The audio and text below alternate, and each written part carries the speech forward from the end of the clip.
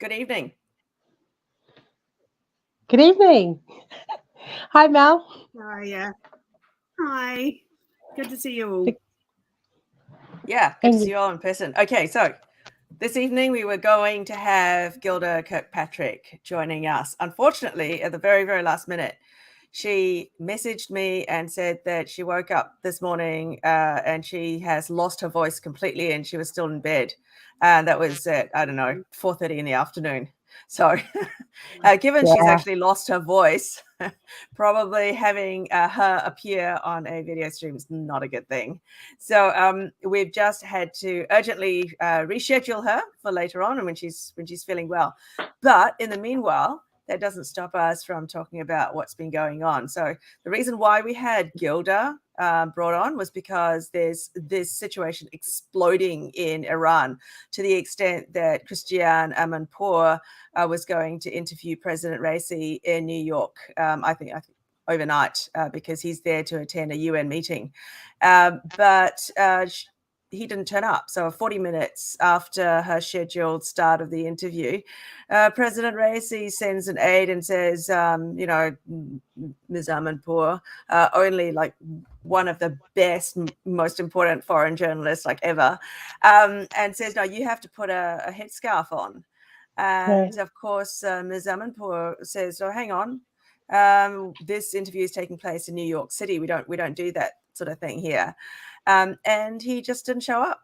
So she's just tweeted a photo of her sitting, all dressed up, waiting for him, sitting across from an empty chair. So no comment from the president of Iran on this situation. So you two are aware of what's going on, right, in Iran? Yeah, and it's not just one or two women are a little bit upset about this. They are really making a stand. They are pushing back. There's protests going on. Iran's in a lot of trouble at the moment. It's clashes with everyone about the whole regime, the whole government there. The women are like, no, we've had enough. They're making their stand.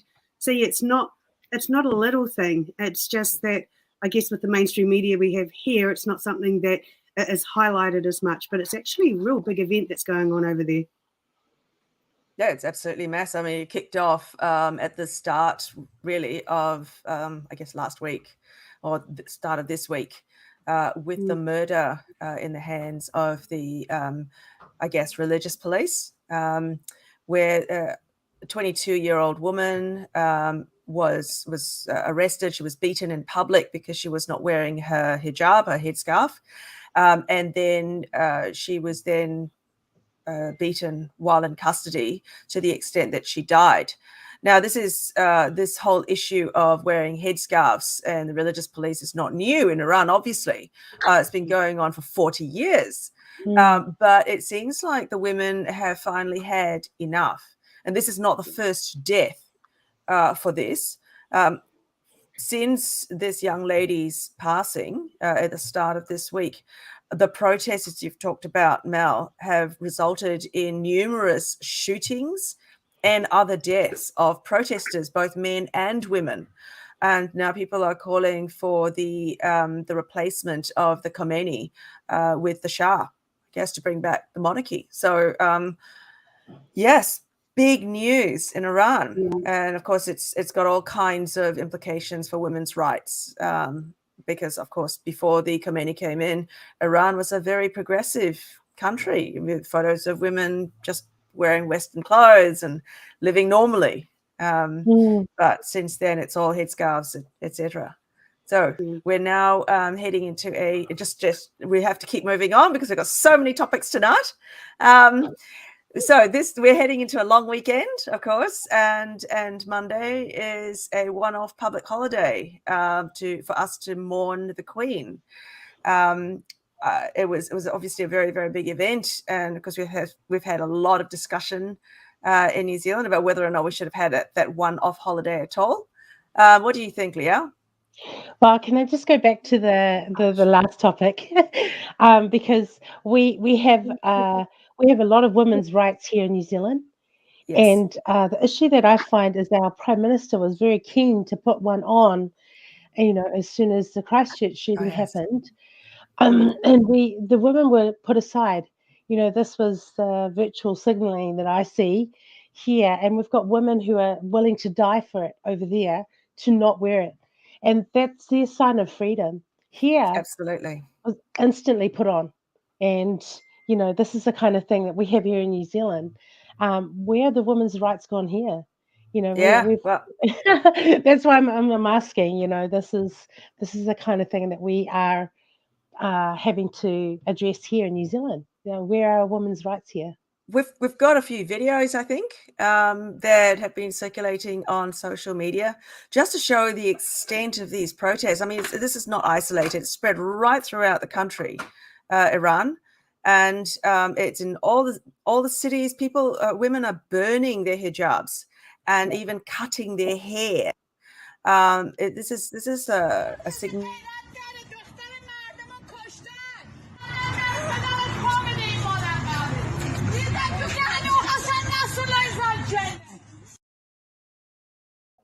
Sorry about that. I didn't realize it just went on top of us. No, that's right. Have you got one showing the mass protests? Because we're talking whole cities and riots.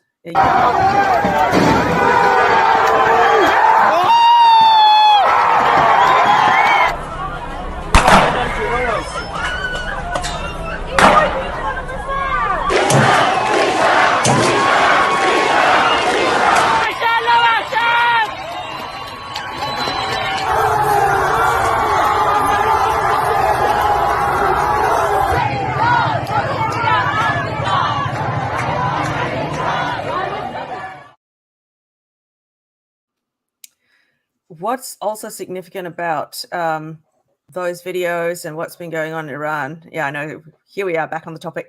But I think it was last night or the night before, the Iranian government actually shut down the internet.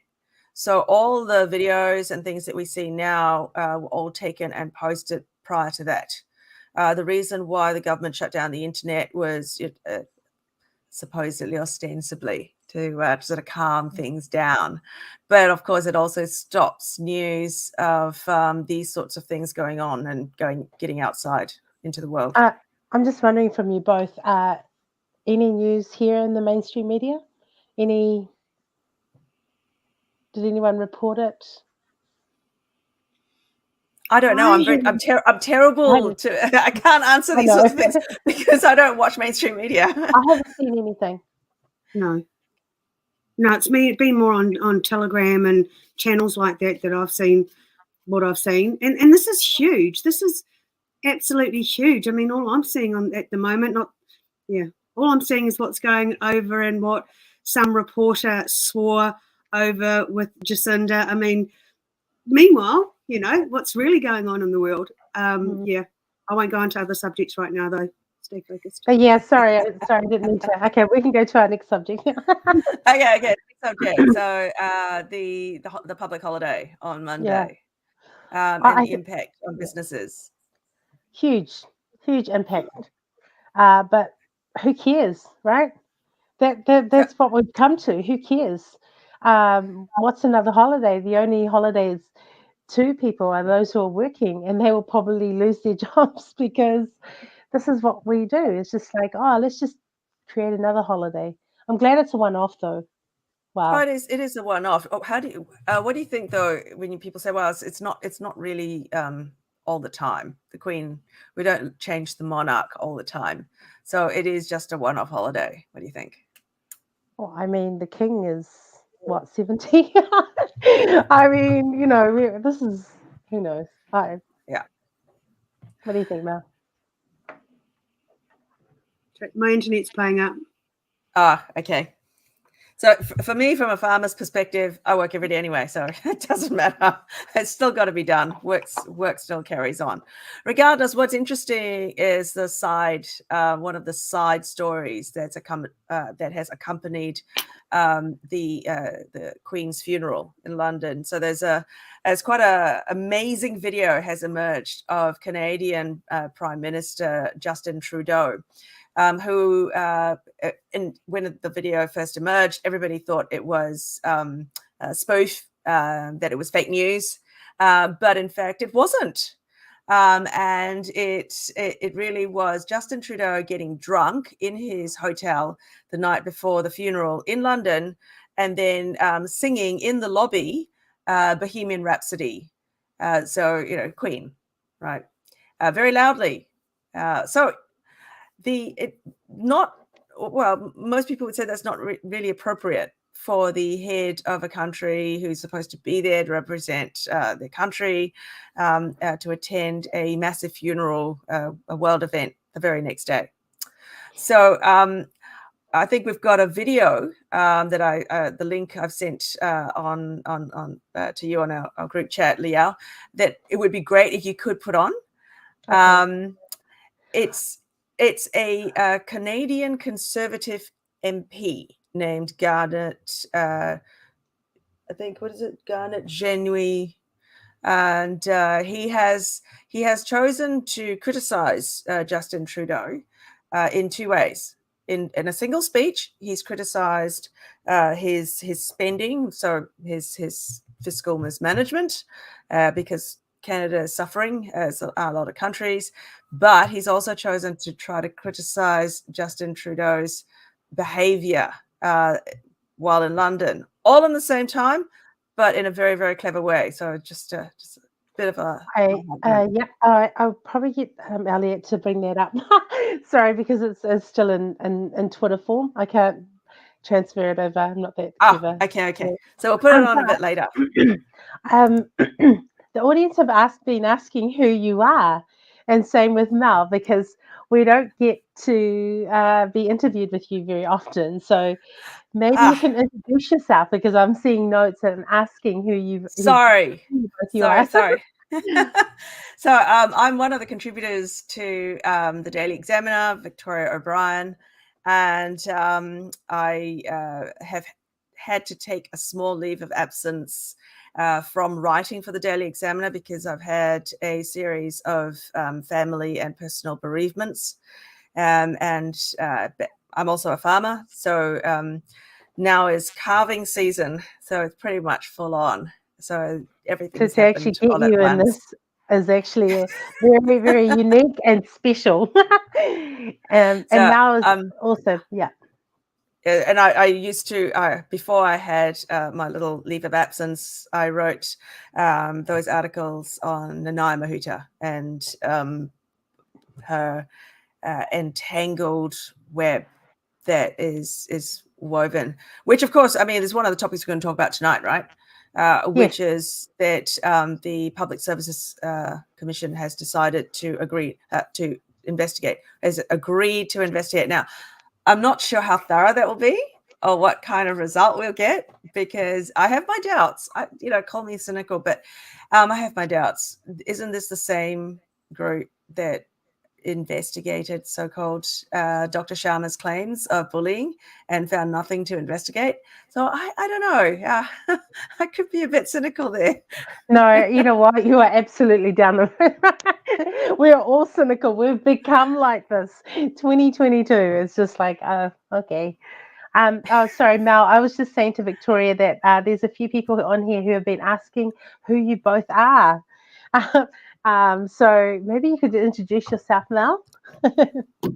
I'm Mel. I live up in Northland. I'm a specialist caregiver, so I work with high at-risk youth, and we've cared for over 400 troubled teens over about 20 years. Wow.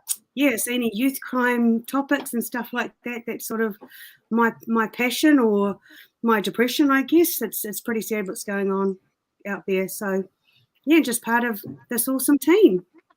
Integral part of the Daily Examiner. So you got the ladies on tonight, and we don't have Elliot. And no, he's probably in the background, like. Yep, shaking his head. Yeah. Okay, I'll try and get him to get that video up. But yeah. Okay, cool. So next topic, because it's really, I just want to do a quick roundup of stuff that's happening internationally, because it seems like our mainstream media in New Zealand covers international stuff very, very poorly. It seems like we're very internally focused all the time. And yet, as a very small country, buffeted by international events, we have to be very conscious of what's going on overseas, because it just like that, we're going to be very badly affected if things go bad. I mean, right now, Putin has already threatened the use of the ultimate weapon in his war. So, something like that happens, everybody needs to be aware. Let's see, we've got talking about the power prices in UK and Europe. I don't know if you're aware, somebody posted very recently a screenshot of a power bill for the UK. And this, I think it was their mother or something like that, lives in the UK. Your average power bill to date, over the last year, has been £52, something or other. Your average monthly power bill for the next 12 months is expected to be £1,200. Now, think about that, right? So, translated to New Zealand dollars, let's just say 52 New Zealand dollars on average every month. Okay, that's fine. And then now your own energy retailer is telling you, sorry, now it's 1,200. How can you afford that? That's just not possible. I mean, the industry's closing down in Germany, heavy industries that are heavy users of power. And they actually said, no, I'm sorry, we've just got to shut it. What's going to happen? Got no money, got no job, can't pay for power, winter's coming. Yeah, and when you've got the likes of Russia that actually controls quite a bit of power going in and out of Europe, then it's not good times. They're actually predicting some pretty serious things for the health of the elderly, and you're not talking about they're just going to be a little bit extra cold or a little bit extra broke. There have been reports out there. There are concerns of multiple, a lot of people dying, because this is really serious. It's not just a little, my power bill's gone up a bit. And again, this is an international thing with multiple countries involved. And, little old New Zealand's quite oblivious to it all. Well, we're very blessed with the climate that we have. Okay, so yes, it gets really cold at the bottom of the country, but on the scale of -20 for a European winter or a Canadian winter, no, we don't really see those temperatures. Whereas you can have those temperatures for many weeks on end. So if you have no heating, it's just not feasible. I mean, you get snow several meters high in Europe. You've got no heating oil, you're stuffed. Yeah, it's going to be a scary winter for them, and not fun financially. I mean, and it's around the globe as well. There's stuff going on all over the place, and prices are going up everywhere, and people are actually really, really struggling. Yeah, I'm glad we're going into summer. Yes, so we're going into summer, but they're going to winter. It's going to be quite interesting to see what happens now with the war and the Western European countries' support for the war between Russia and Ukraine, because it was always easy to support a war against Russia, your primary energy supply, when you're heading into summer. So 6 months ago, it was entirely feasible. Things were looking good. People were expecting, oh yes, we're going to go on summer holidays. The weather's turning nice. So it's easy to talk brave, but when the winter is coming, and it is coming very, very quickly, I think we might see perhaps a little bit of a turnaround in rhetoric. Yeah, I would agree, and especially considering that. I mean, I think a lot of people actually expected this war between Russia and Ukraine to be a lot quicker, not so stretched out. And it seems to, it'll escalate, and then you won't hear anything much, and it'll escalate again. But it's crucial time to escalate going into winter over there. Well, this weekend there are votes going on right around all the regions, Donetsk and all the others that are contested. So it's happening right now, where people are voting whether or not they want to secede from Ukraine and actually join Russia. Now, Zelensky is rumored to be keeping tabs on people who are voting and basically saying, well, if the vote goes wrong, you're going to be charged with sedition and treason, basically threatening people who turn out to vote. So I think this is going to be very, very interesting, because this is not just an external war, it's an internal one as well. Yeah, big time. With a lot of lives affected, and people are really nervous as well. It's not like over here, we talk about democracy and democracy's under threat and all the rest of it. It's pretty powerful stuff over there, and people, you're talking about lives and futures and families and everything wrapped up into making these decisions, and always being overseen, I guess. And then we have our Prime Minister speaking at the UN like we are anything, like talking about Putin, talking about sanctions.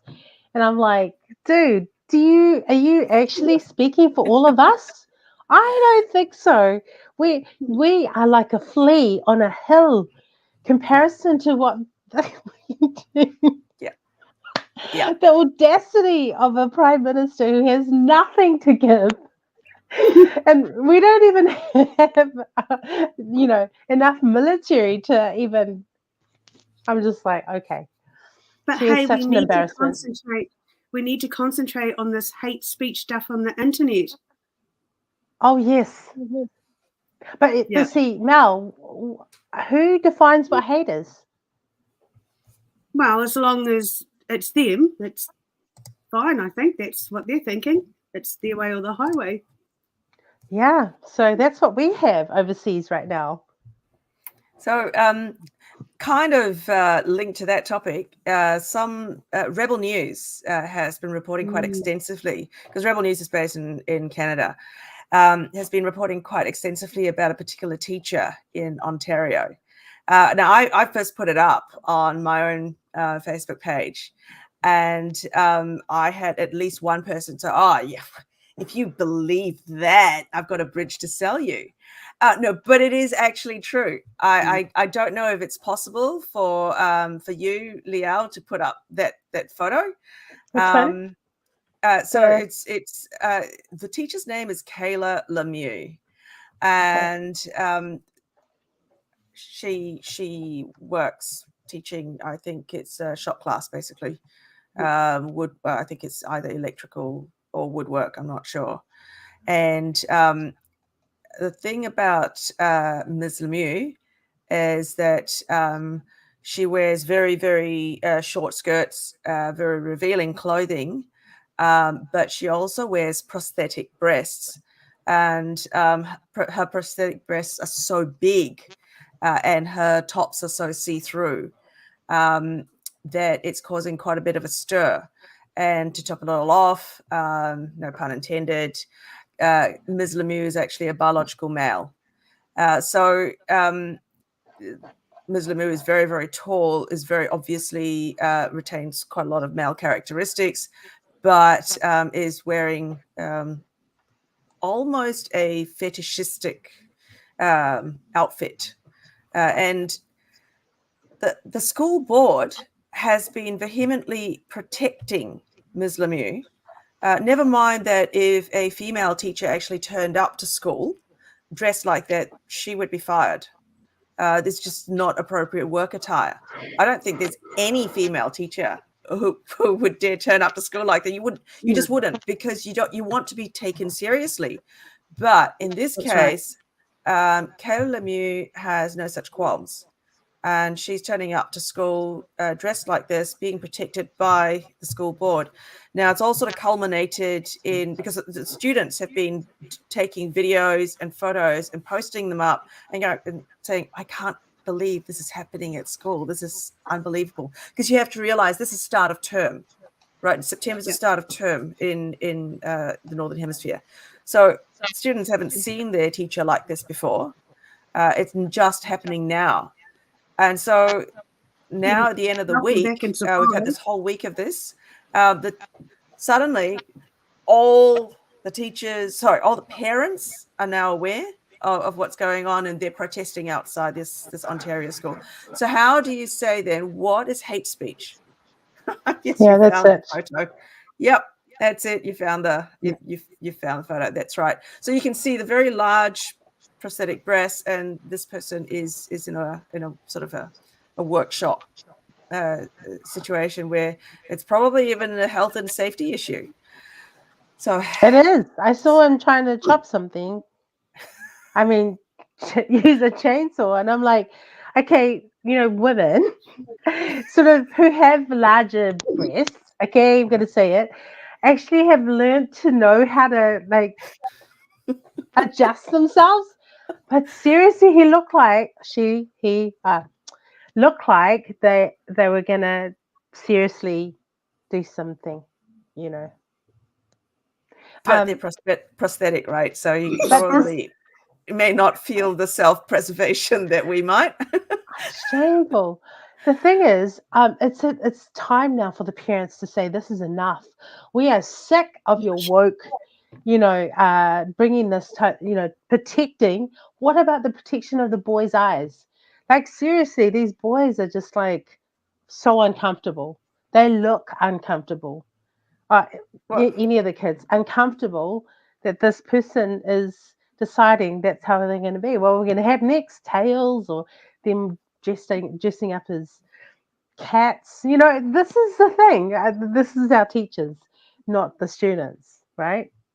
well, Listen, the issue here is that you wouldn't find a female teacher dressing like this. Okay, the female teacher should be fired. Yeah, exactly. A female teacher would be fired. And here we have somebody who is a trans female saying, oh, a trans woman, this is what I want to be. Oh, I'm actually a woman. But they're not being treated the same way as women. They're being given all sorts of things that women would not be getting. Just wouldn't be allowed.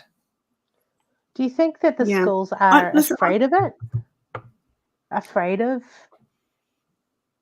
standing up to, because this is a generation now, we just don't know, you can't say anything that might be transphobic, racist. Yeah. Well, yes. There we That's go. need to rise up. Yeah. So, yes. I mean, the reality is it's a school. It's a school with children, and half the problem we have at schools now is that the total lack of respect. Respect went out the window with the Mr. or Mrs. Miss titles. The kids are there to be taught. They're not there to be part of anyone's own agenda. And I mean, they're prosthetic, so. Leave your outside life outside, but can we focus on children being children and education, not exactly woke education? So it's just bringing this element into schools. But I mean, look, it's like I said, we're sort of racing through things that are happening overseas. This is an extreme example. I mean, we're going from something very, very serious. At least we women can speak about this, okay? But we're going from really, really heavy, serious topics like, people actually possibly dying from the cold coming up to what's going on the other side. And it's just mind-blowing, the stuff that's going on. And then we've also got the Netherlands, so the Dutch farmers. Their protest is still ongoing. It's been going on for months now. They've protested right throughout because of limits on nitrogen fertilizer that are being imposed. A lot of farmers are going to be losing their entire farms because they're just basically just telling them to shut down. You just have to reduce your herd size, etc. I've seen now videos of Dutch police actually confiscating tractors that have been used in the protest. So it's not stopping. It's not going away. It's just getting worse. What's going to happen when the Dutch people actually start starving because it's cold and their farmers are being shut down, and so there's no food. So it's a very bad situation overseas.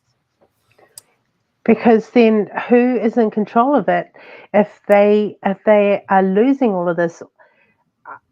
Who is, what are the farmers are actually standing up for the people? Like once the farmers lose their food, then everybody lose their food. It's even last year when we had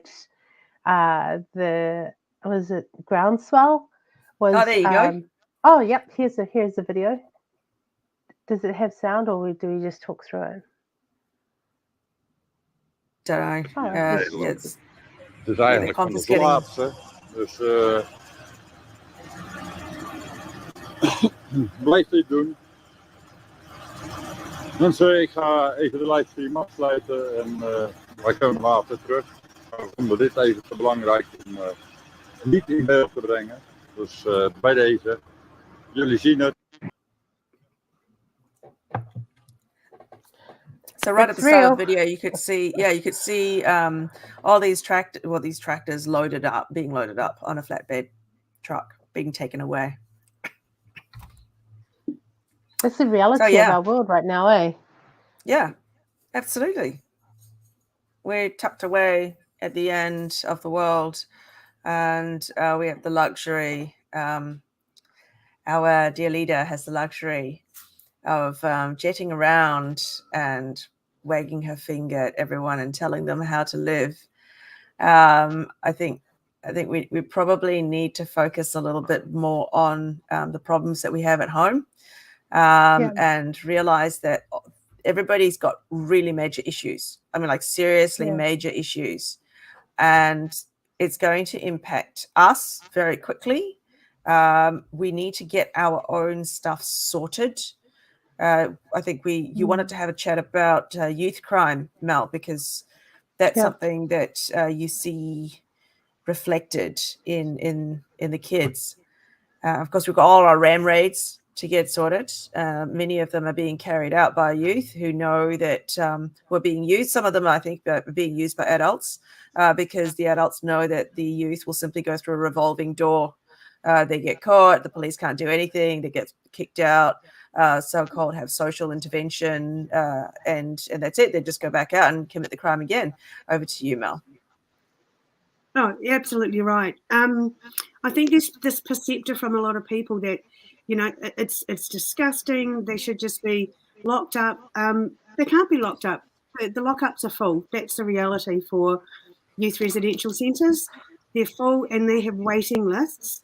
And then in those waiting lists, to create those waiting lists, they have a scale of like, oh my gosh, and down it goes. It's getting really bad. They're doing it in daylight. There were people in clothing shops that ran in, shut the doors. They thought there were rifles, guns with the noise. This is American stuff that we used to watch in the, ridiculous action movies years and years ago. And it's happening now. And for me, there's two parts to it, I guess. There is a part where a lot of them have been made to trauma, comes from fatherlessness, broken homes, abuse, all the rest of it. And people will go down, especially a lot of the left will go down that path of those poor kids. And I agree, a lot of them they've been victimised. It's just horrific. However, that cannot justify that sort of behaviour. It can't. And these kids are getting away with it over and over and over again. I go to youth court and they're bailed, constantly bailed.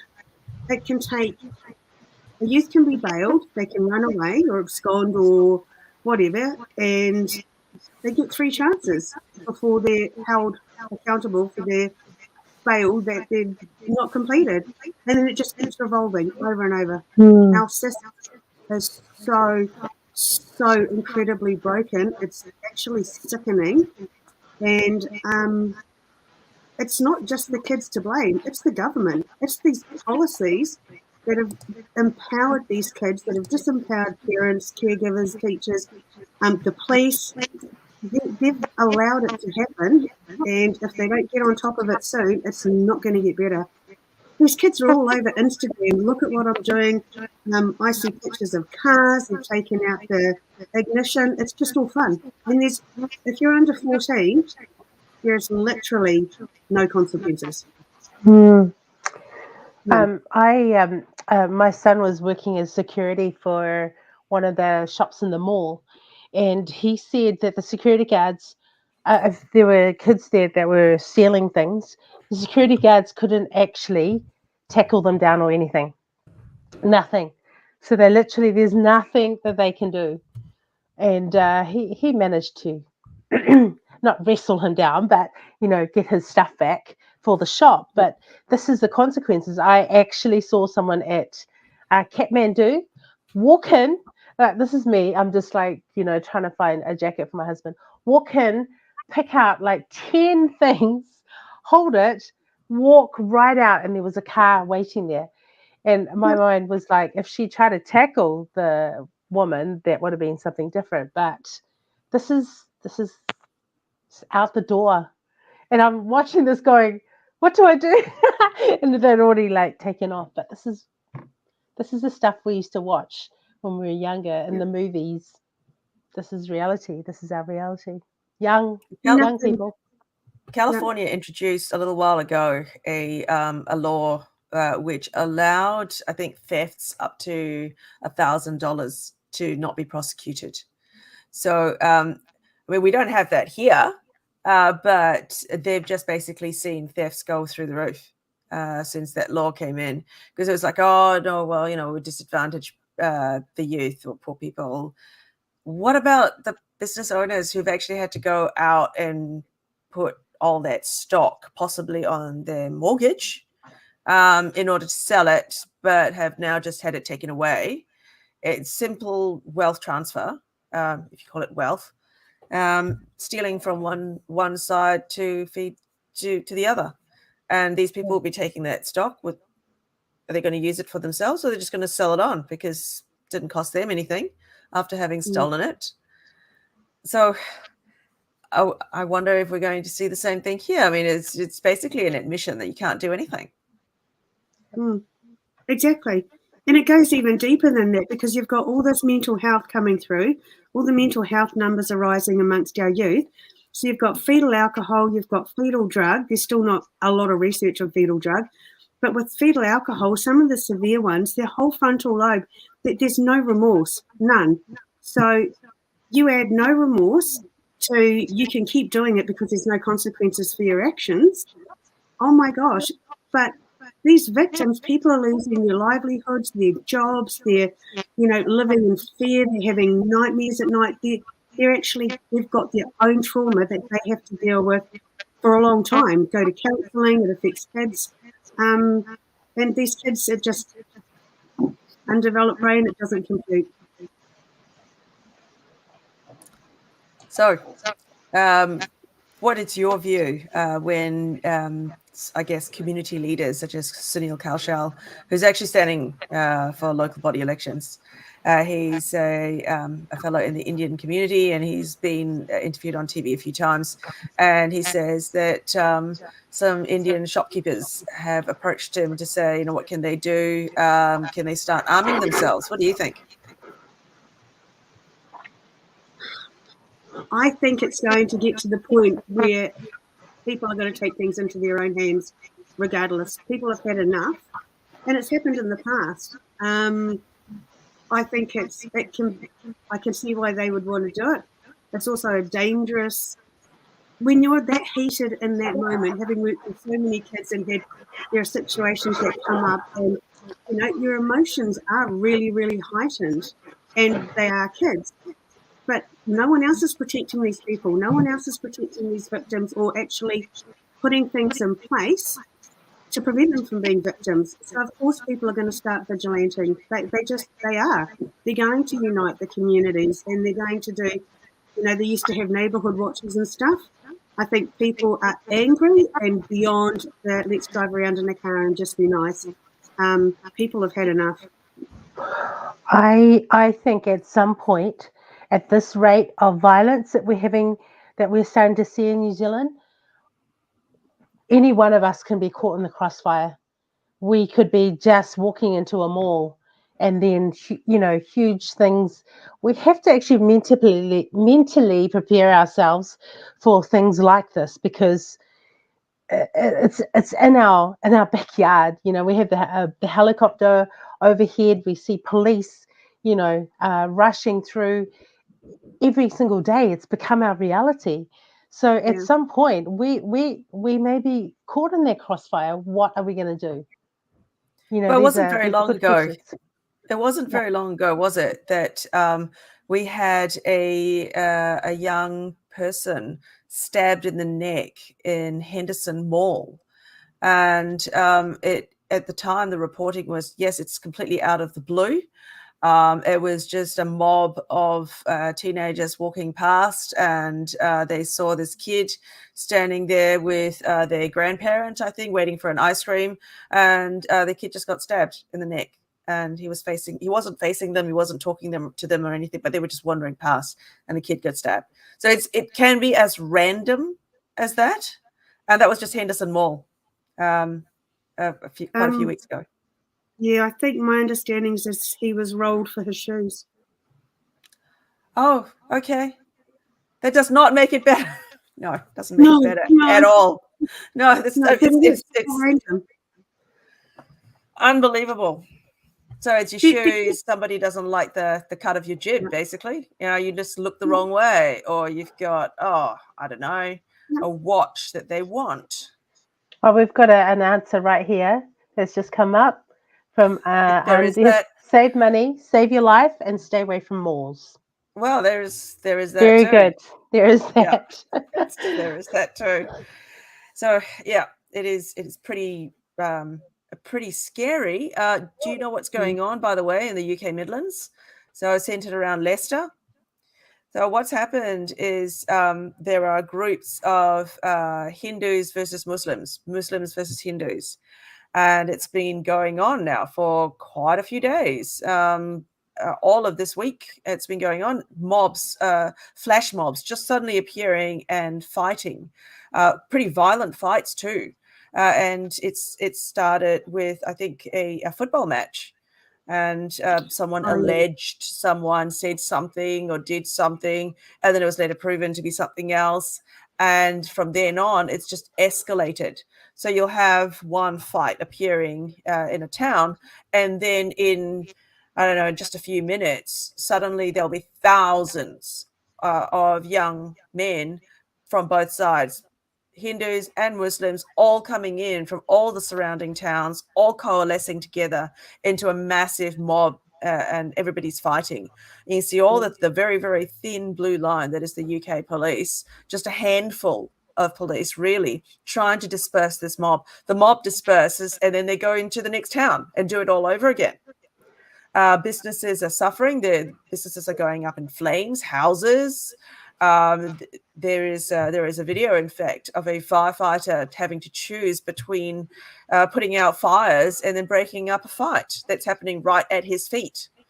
It's incredible. Racial tensions and ethnic tensions. A lot of people in the UK are now saying, well, this is what happens when you have mass immigration happening. And it's one of the fears that, I mean, these tensions are not new, right? They've been going on for generations in other countries. But now we've got mass immigration in Western nations where we've never had such riots and such fights, but because there are now sufficient numbers, and people are angry. They're also fighting because of, I guess, life is hard. Inflation is skyrocketing. Cost of living's gone up. And so, here's an excuse. We're upset, we're angry, and let's go and have a fight. And division's a new worldwide word. It's division. I mean, ever since COVID, it's just broken out like I've never seen before. And it's division amongst, brothers and sisters and races and medical opinion. It's a worldwide thing. It's huge, and it's more. It feels like it's more out of control, I guess, because everything's so much more violent and intensified. We also have a huge amount of immigration coming into New Zealand. like pouring in. And as they are as societies, like they don't come here to sort of simulate and be part of New Zealand culture.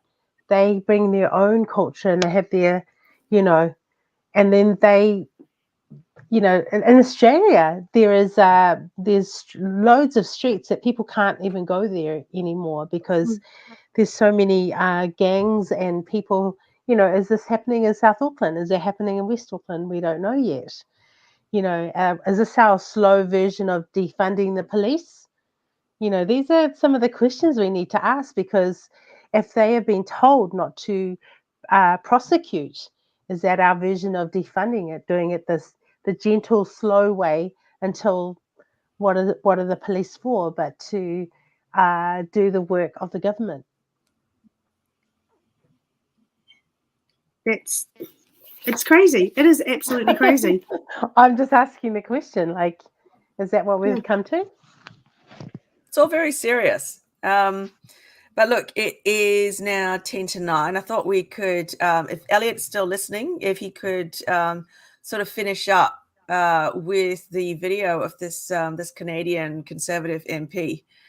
Speaker, is this real life? Because that was pure fantasy. We have inflation, landslides, and no escape from poverty. When will the Prime Minister open up his eyes and see he's not a poor boy, but he should have some sympathy? For too many Canadians, opportunity had just begun, and now this government is going to throw it all away. Money is not easy come, easy go in this economy. So when will the government cancel their planned tax increases on gas, home heating, and groceries, and spare us from this inflation monstrosity?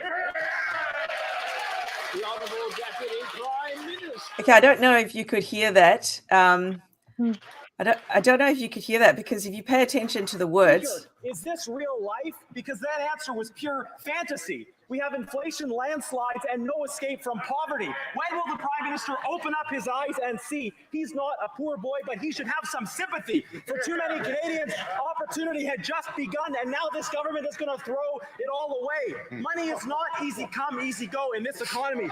So when will the government cancel their planned tax increases on gas, home heating, and groceries, and spare us from this inflation monstrosity? The Honourable Deputy Prime Minister. All right. So for anybody who's a fan of Queen, those were that's basically a play on the words of the lyrics for Bohemian Rhapsody. So he's done this entire speech criticizing the Prime Minister, and he's been using the lyrics and inserting his own criticism for this planned tax, thus displaying more wit probably than the entire New Zealand House of Parliament. I'm sorry. Yes, I'd have to agree with you.